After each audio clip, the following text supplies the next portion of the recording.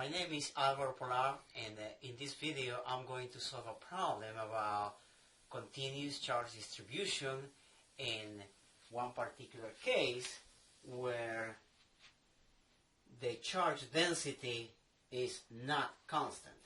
It's actually a function of x.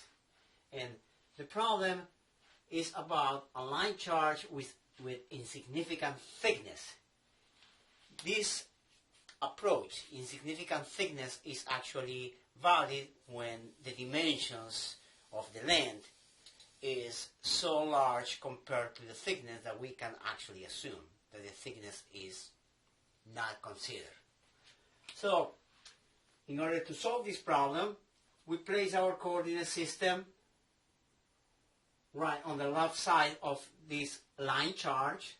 Of course, we are exaggerating the thickness of the charge just to show how we are going to use the differential element in order to solve this problem. This line charge has a length L and a charge density of lambda 0 x, where lambda sub 0 is actually a constant, but the charge density is a function of the distance from the left end of the line charge.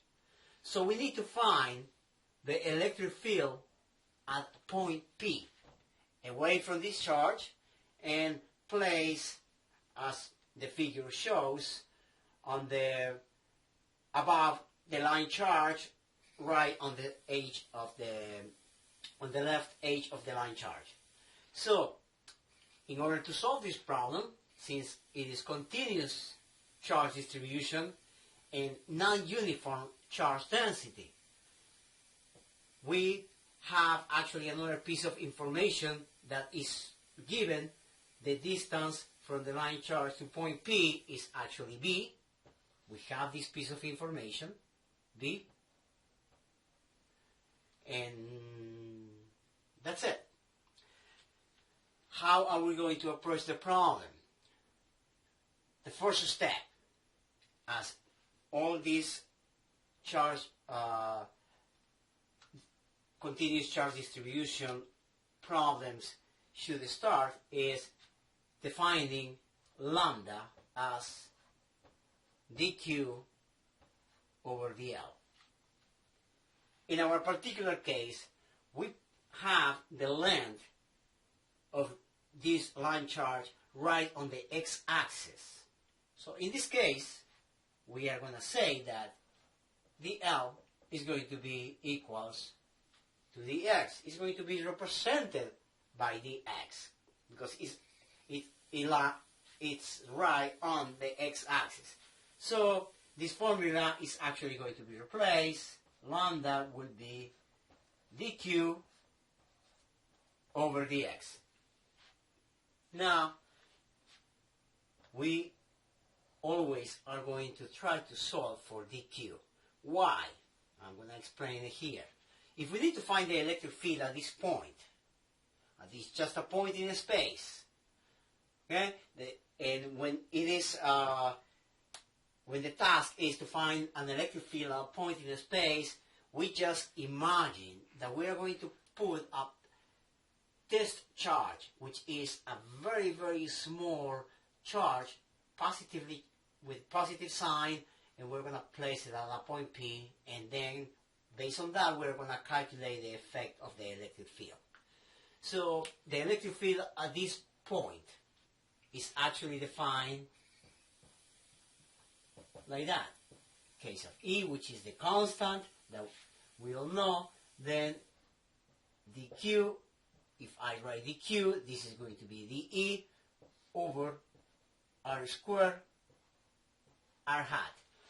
R hat is the vector that gives the direction for the electric field. So the direction is going to be given by r. But as students of Physics 201 should know at this point, r hat can be replaced by cosine of theta I plus sine of theta j. In our case, let's go to our problem. If this is the angle theta, and the electric field is going to go in this direction, our x component is going to be actually negative towards the left. Our y component, I'm going to write this p here, our y component is actually going to be upward, so it's going to be positive. Therefore, we're going to modify this. We're going to say that this is negative cosine I plus sine theta j. So this will be the direction of the electric field vector generated by this infinitesimal charge dq. Now, I need dq in this equation because an infinitesimal charge is going to generate an infinitesimal electric field.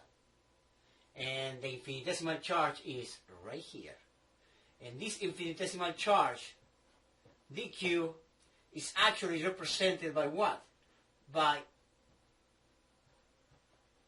an infinitesimal distance on this line charge. An infinitesimal distance will have an infinitesimal amount of charge, and this infinitesimal amount of charge will generate an infinitesimal amount of electric field in this direction. Okay.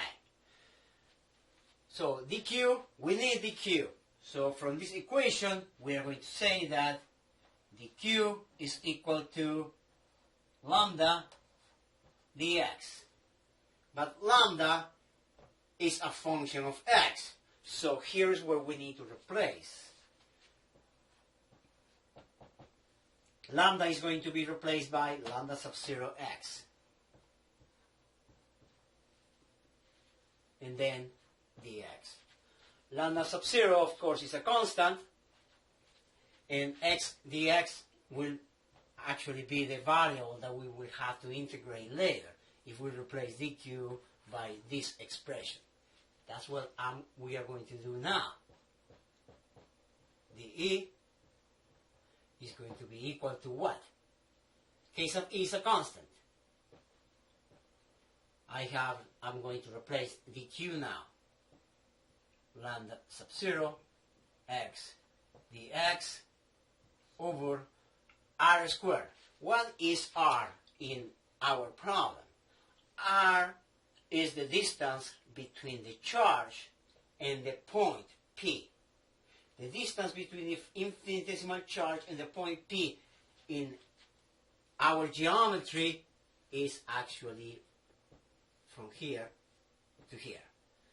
And this distance is actually the hypotenuse of a triangle, of a right triangle, B on one side and X on the other side, because this infinitesimal amount of charge is right at the position X from the origin. So this is going to be square root of x squared plus b squared. That is the distance from the infinitesimal charge to point P. So r squared is going to be square of square root of x squared plus b squared. So that means this is going to be just x squared plus b squared. Okay, we have r squared. Now, we have negative cosine of theta. Now, what is cosine of theta in our geometry? Our geometry actually shows a triangle with an angle theta, the sides, and the hypotenuse. The cosine of this angle theta is going to be equal to what? X over the hypotenuse. Yeah? So let's write that. So we're going to have x over square root of x squared plus b squared, but negative. And this is I. Plus sine of theta. Sine of theta is opposite over hypotenuse. So it's b over square root of x squared plus b squared, j. And now we are going to multiply this expression by each of the components, and we are going to obtain the following. That is going to be negative case of e lambda 0 x squared, of course, dx over x squared plus b squared times square root of x squared plus b squared will be x squared plus b squared to the 3/2. And this multiply I had. Then the other term plus the constants case of e lambda sub 0 b x dx over the same in the denominator. That would be x squared plus b squared to the 3/2 j. Okay, I have my differential equations with actually ready to integrate. Now I'm going to integrate the e from 0 to e, and this is going to be equal to what? All the constants, negative case of e lambda 0 integral of x squared dx over x squared plus b squared to the 3/2 I had, plus, I'm going to write it here on the bottom, plus case of e lambda sub 0 b integral of x dx over x squared plus b squared to the 3/2 j hat. Okay. This of course is going to end up with the electric field vector and whatever comes from these two integrals. Now these two integrals are not really simple integrals. They are very challenging, and students that are taking physics 2.1 don't need to try to solve it by hand.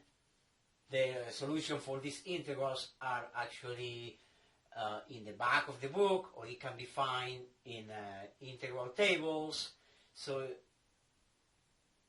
physics and engineering students don't need to go and try to do integration by parts or different type of integration, where you have the solution for this type of integrals already in tables. So this will end up with some e sub xi, but probably is actually going to be negative, plus e sub yj. So a vector like that will be the answer for this expression. Of course, we are actually missing the limits of integration. If we are integrating with respect to x, and based on our geometry, x is going to go from where? X is going to go from 0 to the total length of this line charge. So, and the total length of this line charge is L. So, this will go from 0 to L, from 0 to L. And after integrating and replacing the limits of integration, we will end up with an expression. And I'm just simplifying by e sub x and e sub y, because the procedure is long and I don't have much space on the board, but this shouldn't be a problem for any student that is trying to solve it. If you have a hard time and you cannot figure it out, you can contact me and I will be happy to give you the solution for this problem. Okay? I hope you enjoyed this video, and I hope you learned something today, how to use the differential element. This is critical. using the differential element to solve problems. Every problem is completely different. There is no formula that you can apply because the differential equation will be completely different in any particular case. Okay? I hope you enjoyed the video, and I will see you next time. Thank you.